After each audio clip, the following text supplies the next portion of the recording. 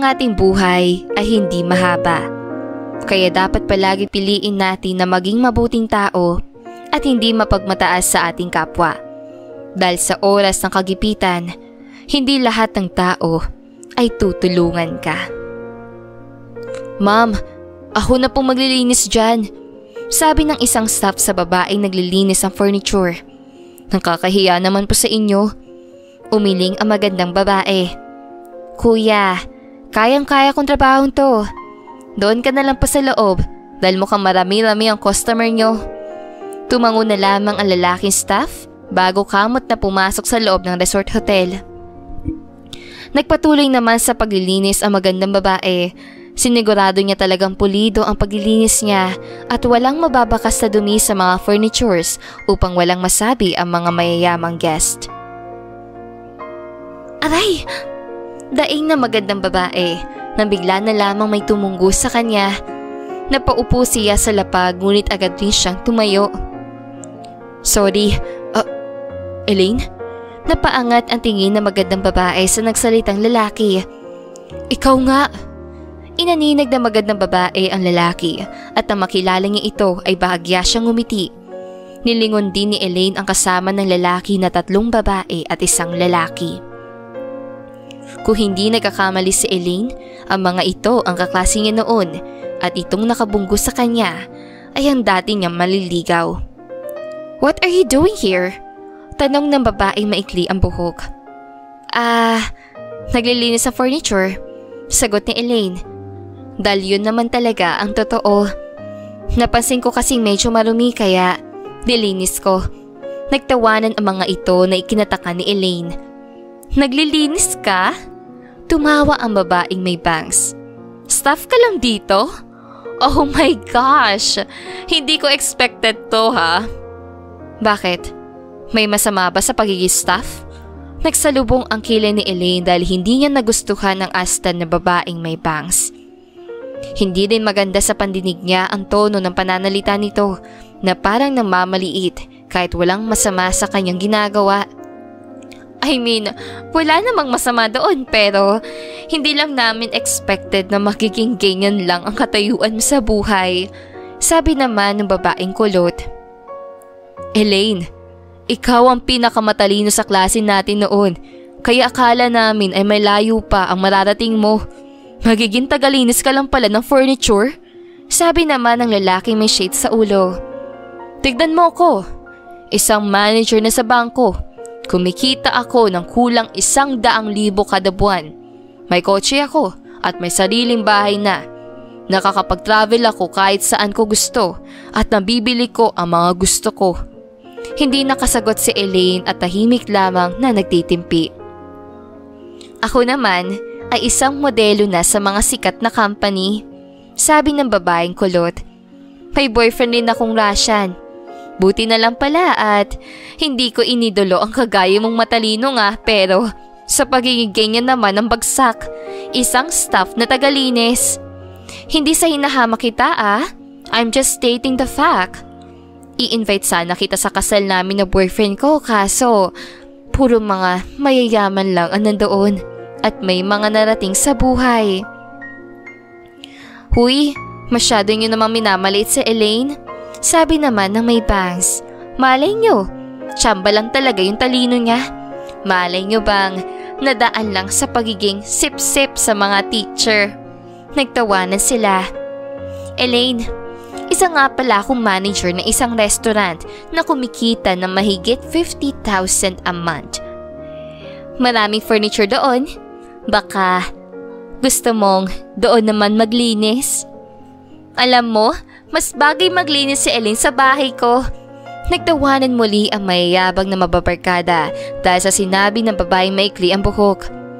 Ang laki ng bahay ko kaya kailangan ko ng tagalinis. Kaso nakakatakot, baka pati asawa kong Amerikano ay linisan niya. Just kidding! Elaine, ako nga pala yung binasted mo na isang manager sa isang hotel ngayon. Mayabang niya sabi ng lalaki nakabunggo sa kanya. Kung sinagot mo ko, ang malas ko pala kung nagkataon. Kaya nga kita niligawan noon para sana gumanda ang buhay ko. Kaso, Kung nagkatuluyan pala tayo, lalong papangit. Mukhang totoong kasabihan na sip-sip ka lang sa mga guro, kaya ka naging valedictorian.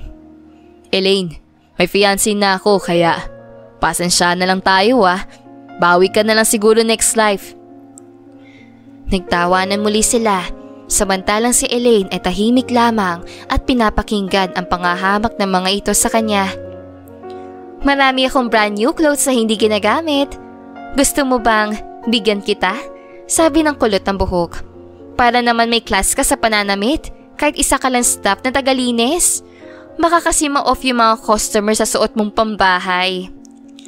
Anyways, we're here pala para sa isang mini reunion at para mag-relax. Sabi ng babaeng may bangs.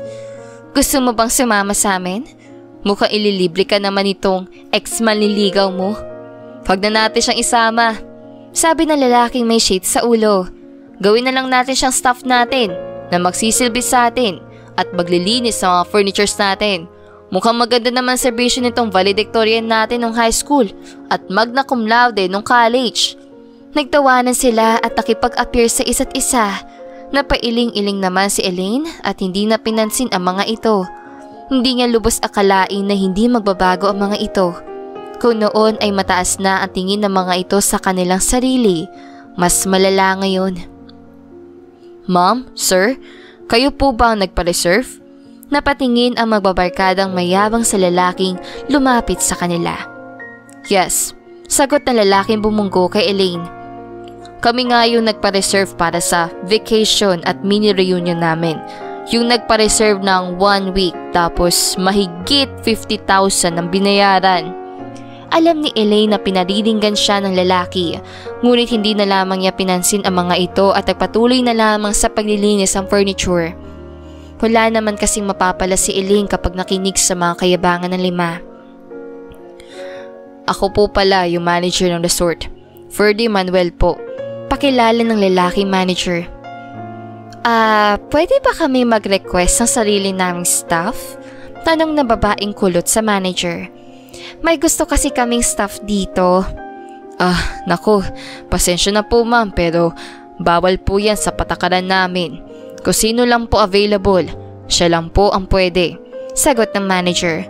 Pero titignan ko po kung pwede yung gusto nyo. We want her. Napalingon si Elaine sa babaeng may bangs na ituro siya nito. Mukhang wala naman siyang ginagawa kundi ang maglinis lang. Siya ang gusto naming maging staff namin. Nanlaki ang mga mata ng manager na makita si Elaine. Ngumiti naman si Elaine sa lalaking manager. Ma'am Elaine? Gulat na sabi ng lalaking manager. Hala, bakit po kayong gumagawa niyan? Ayos lang naman. Gusto ko ring makatulong sa staff. Sagot ni Elaine. Pinag-break time ko kasi yung iba, kaya kulang yung mga staff natin ngayon. Wait, what do you mean by ma'am? Takang tanong ng babae maikli ang buhok. Siya po si Elaine Estrella. Sagot ng manager. Oh, ano naman? Takang tanong ng lalaking ex-manliligaw ni Elaine. Alam mo ba Brad, kaklase namin yan dati. Magna cum laude pero ganito lang ang narating. Huwag kang tutulad sa kanya nagkakamali po kayo. Sabi ng lalaking manager. Hindi po staff si Ma'am Elaine sa resort na to. Siya po ang may-ari ng resort na to. Ang 5 magbabarkadang mayabang ay nanlaki na lamang ang mga mata habang nakatingin kay Elaine na wala man lang pagmamayabang sa muka at nakangiti lamang. Hindi makapaniwala ang 5 magbabarkada sa kanilang narinig. Hindi kasi halata kay Elaine na ito ang may-ari ng resort. Siya rin po ang may-ari ng paggawaan ng mga furnitures namin. Dagdag pa ng manager. Siya po ang may-ari ng EE Industry na paggawaan ng mga furnitures na kilalang kilala sa buong mundo at inaangkat din ng mga taga-ibang bansa. Nabaliktad bigla ang sitwasyon. Ang 5 magbabarkada na ngayon ang tamene at speechless dahil sa kanilang nalaman. Hindi kasi ako pala po sa social media at pala punta sa mga conference kaya pili lamang ang nakakakilala sa akin. Nakangiting sabi ni Elaine. Yung kinuha kong course ay hindi natupad kasi pumalo si nanay. Naisip kong ipagpatuloy yung furniture business ni nanay at awa ng Diyos ay nakayanan ko. Nag-umpisa ako sa maliit at pabenta-benta lang sa bangketa hanggang sa pumasok ako sa investment para mas lumaki ang kita ko. May mayaman ding businesswoman ang nagustuhan ang furnitures ko, kaya inalok niya ako magtrabaho sa kanya. Ang simpleng business ko ay lumago hanggang sa maging isang factory at kumpanya na may iba't ibang branch na sa iba't ibang bansa. Sikat ang furnitures ko sa ibang bansa. Itong resort naman ay sa akin din. Katulong ko naman na magpatayo nito ang fiancé ko. Wala pa siya ngayon kaya hindi niyo pa siya makikilala. At saka, yung mga pinagtatrabahuhan niyo pala, kilala ko ang mga may-ari dahil kasosyo nila ako sa business nila.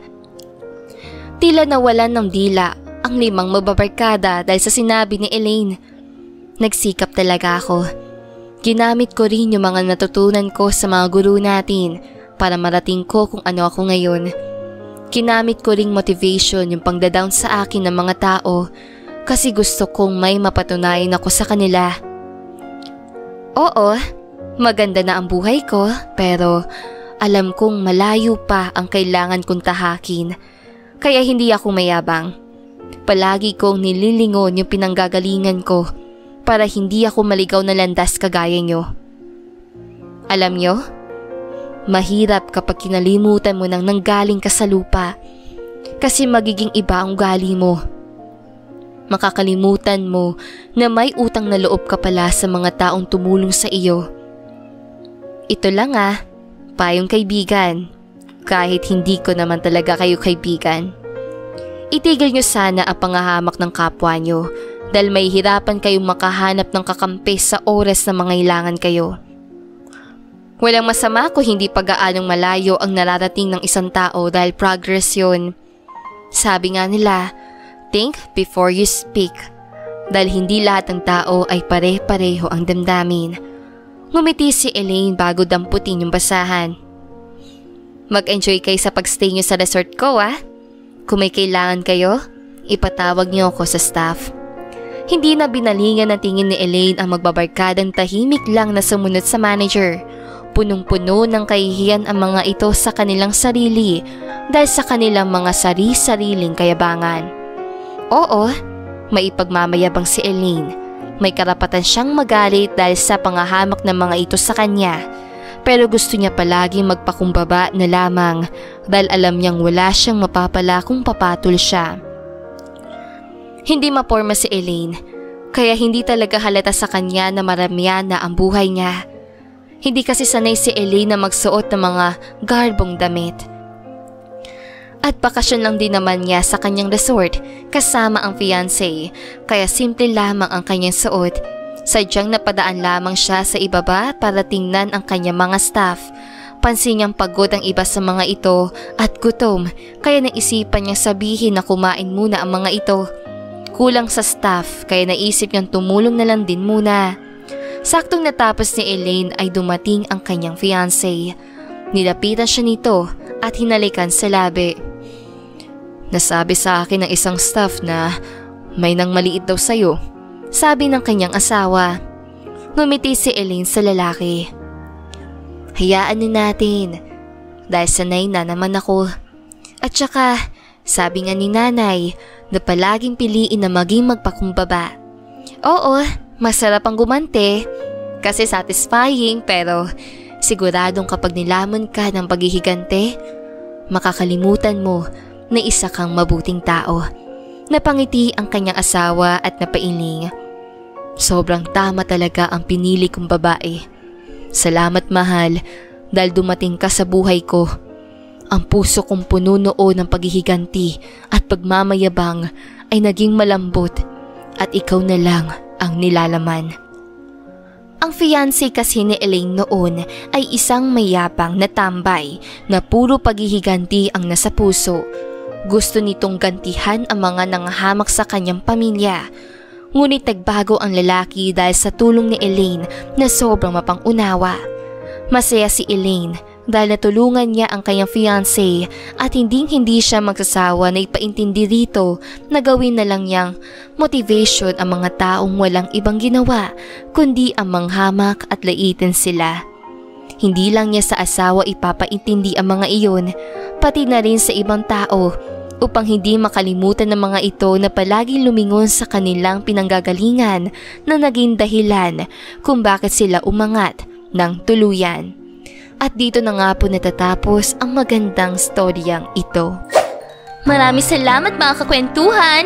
Huwag niyong kalimutan mag-like at subscribe at pindutin na rin ang notification bell para lagi kayong updated sa ating kwentuhan.